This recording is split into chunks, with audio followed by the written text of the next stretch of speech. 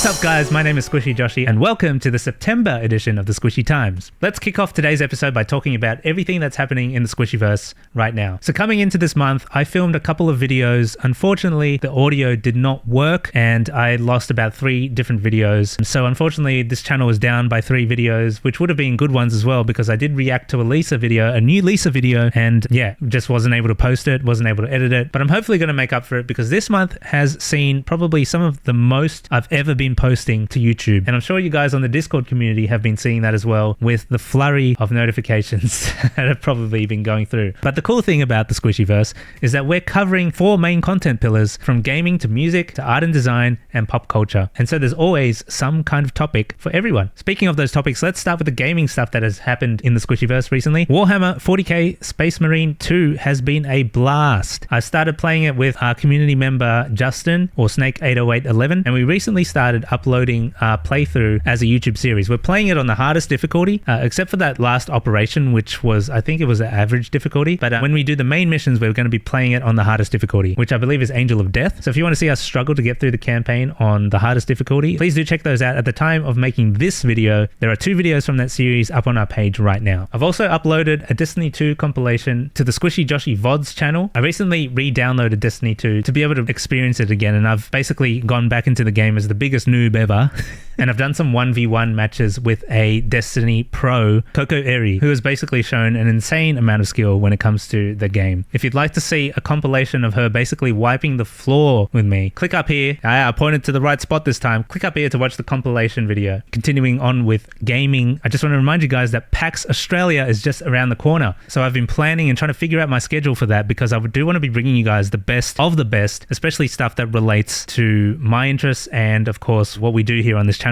And there's just so much going on. They've recently announced all the exhibitors at the Expo Hall as well, where to expect Bethesda, Steam, The Sims, so many different game developers and companies that we've all come to know and love. And so yeah, I'm just basically trying to get my whole schedule ready so I can best figure out which things to go to and obviously make some content for you guys. Now I think as I'm making this video, Friday and Sunday are still not sold out. So if you do want to get your last minute ticket to go to PAX, now's the time to do it because I'm pretty sure those tickets will be sold soon. And a couple of other videos that I've done this month include a reaction to the Minecraft teaser, a reaction to Linkin Park's new music, a reaction to Franz Ferdinand's new song, a reaction to the Thunderbolts teaser, and a reaction to Band Made. So if you haven't seen those yet, please do check them out. Some of them have garnered the biggest views this channel has ever seen. Now, speaking of reacting to Band Made, who are from Japan, I have now got my tickets to Japan and Singapore, which is super exciting. Like, I've been hyping up my plans to go to Japan and Singapore for the longest time, and now it's kind of set in stone.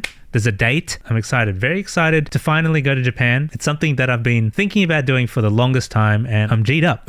I'm G'd up. More information on that in the coming months. If there's anything that you think I should check out while in Japan or Singapore, please do let me know down in the comments. There's some things that I want to do as a content creator while I'm over there. So I'm going to be hopefully meeting up with a couple of people, including an old friend who is now the lead marketer of Dragon Ball Z at Bandai Namco, working very hard to promote their latest Dragon Ball Z games. So it will be very cool to meet up with them, have a little catch up, and hopefully interview them for this channel's content purposes, as well as maybe the voice of Crunchyroll. It'll be great to meet up with them as well and hopefully get a bunch of cool interviews up onto this channel for you guys. So yeah, stay tuned for that. Now moving on to other news. In art and design, CANVA, you know how we're not particularly fond of CANVA. I mean, some of the stuff that they're doing is cool, but in terms of trying to democratize the graphic design market, it really strikes a chord with not just me, but I'm pretty sure a lot of graphic designers out there. I mean, it's got its purposes for just some, quick and snappy stuff. But if you want just real graphic design, just get a human to do it. You can go off at me in the comments or whatever if you want. But I remember the days when Canva used to be, I'm pretty sure they used to be entirely free. And then they started doing things. They started moving around in the space. Now they've acquired Affinity supposedly. And Affinity was the much cheaper alternative to Adobe. And now hearing that Canva is raising their prices by 300%, that's kind of wild to me. That's whack. So there's a lot of people that are kind of like outraged at this. And supposedly it's because Canva is developing its AI features, which is always a highly controversial topic. They're basically saying that from December, their subscription will go from $119.99 per year to $500 per year. And I'm assuming that means like for business accounts or something. I haven't fully looked into it. But the main point is that they are increasing their price by 300%. Is it justifiable? I'm just going to shrug. I personally don't use Canva, never had a reason to use Canva, and I hope it stays that way. All that aside, a 300% price increase is wild. They pretty much wanted to make a statement by saying that they're going to do better than Adobe and Photoshop and everything like that. They want to challenge that space, which kind of seems like it was a weird bait. I don't know if I'm making sense, but like you got to imagine this, right? Adobe recently took a hit and people were just starting to drop off Adobe. Like people just started unsubscribing, and then they went out to seek for alternatives because they were just not happy with what Adobe was doing recently with AI and everything like that, and various changes to clauses and stuff like that. So people out there were looking for alternatives, and then the Affinity Suite, which is one of the better alternatives to Adobe, decided to basically discount their software by a huge amount because obviously they were trying to like reel Adobe people in. And then you hear news that Canva acquires Affinity, and then now Canva is raising their price by 300%. Was this all just some kind of scheme? I don't know. Let's leave that up for you guys to decide. Crazy thing to be happening in the art and design world in September. One other thing that sort of happened recently is PayPal decided to do a whole redesign. They've got a new logo, a new look. They've basically simplified everything, got rid of the italics on the logo, got rid of their symbol, and now it's just PayPal, different color blue. I don't know. What do you guys think of it? Let me know in the comments below. I get what they're trying to do. Let's take a look at what they've done here to PayPal. Got rid of the rounded edges, changed the blues, new color scheme, and then they've got this new typography going on. So new typeface. It's very bold. I like that it's bold, but apart from that, it doesn't seem like anything special. I think that's probably the best way to put it. It's more striking, it's more in your face, but it doesn't feel... There's no wow factor. Maybe this is just early days. We haven't really seen much yet. I'm going to quickly run through some tech news now. Premiere Pro, Adobe's video editing software, which I'm editing this video on, apparently have some color grading changes. Now, color grading has always been a very interesting thing with Premiere Pro. It hasn't been always easy to do, hasn't been very straightforward, but it looks like these new features are going to make color grading much easier, a lot more in line with what DaVinci Resolve does with their color grading system, I think. But I think Premiere Pro is looking to make that whole process a lot more simple, which, you know, is a good thing. It might actually convince people to go back to Adobe software when they see that. Also this month, of course, it's September, the new iPhones and stuff get announced. They've improved the Apple chips to an A18. AirPods 4 got announced, and it looks like there is, just a bunch of interesting things to come, and I think it's got one of their best cameras to date. So I wouldn't sleep on the iPhone 16. However, I'm not the type of person that upgrades my phone every single year, which I think is the general thing that most people do. But for me, for example, I've got the iPhone XS and it still works perfectly fine. So I don't know. I probably won't need to upgrade for a while. Maybe the iPhone 17 is the next one I get. Who knows? I was originally going to be doing it every 5 generations, but the XS is one of their better phones that they've done recently, and it's still lasting quite a while. So now moving on, YouTube also had a little event, and they announced a couple of things that should hopefully help smaller creators. So YouTube Hype is one of the things that they announced. I think the intention behind YouTube Hype is to get a YouTuber's, followers, to be able to hype them up and get their videos suggested a lot more, if that makes sense. So I don't know exactly how that's going to affect smaller creators within the larger community as well. I mean, because there's obviously going to be bigger creators that have more of a following. And so I'm curious to see how the hype feature will benefit the smaller creators. Now moving on to film and screen, the Minecraft teaser obviously came out recently. Transformers 1 has also been hyped, and the new Sonic film with Keanu Reeves as Shadow was dropped, and the first trailer looks pretty good. I haven't watched any of the Sonic movies yet, but the fact that they're adding Shadow in now is kind of hype.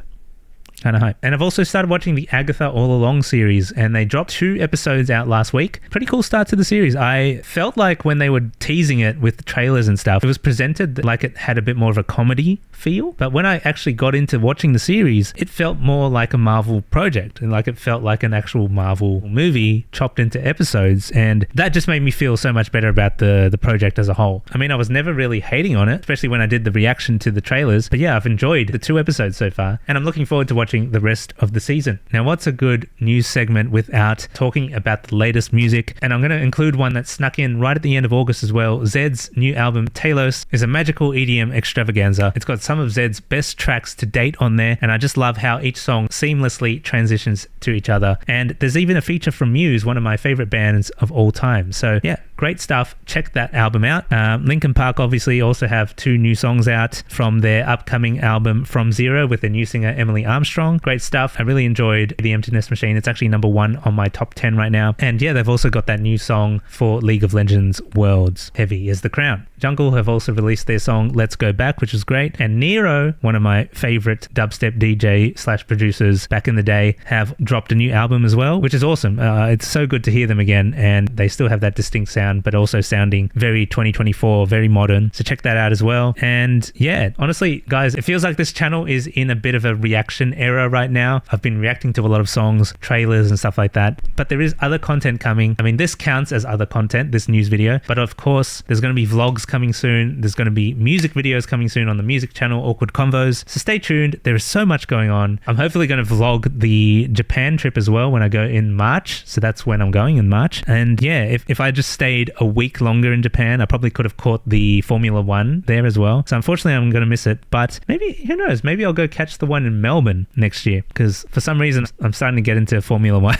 Not like I'm doing way too much as it is. But yeah, you know, you got to have your hobbies. It's very important. And we're sort of an advocate for mental health, and hobbies is one of those ways that you can overcome struggle and doubts and sadness. That took a very funky turn, but but I hope you got something out of today's video. And if you did, don't forget to give this video a thumbs up. Comment down below if you think I have missed anything for this month, and subscribe if you're not already subscribed. Anyways, my name is Squishy Joshi. Thanks for checking out this month's Squishy Times. Hope you have a great one. We'll see you in the next one. Bye for now.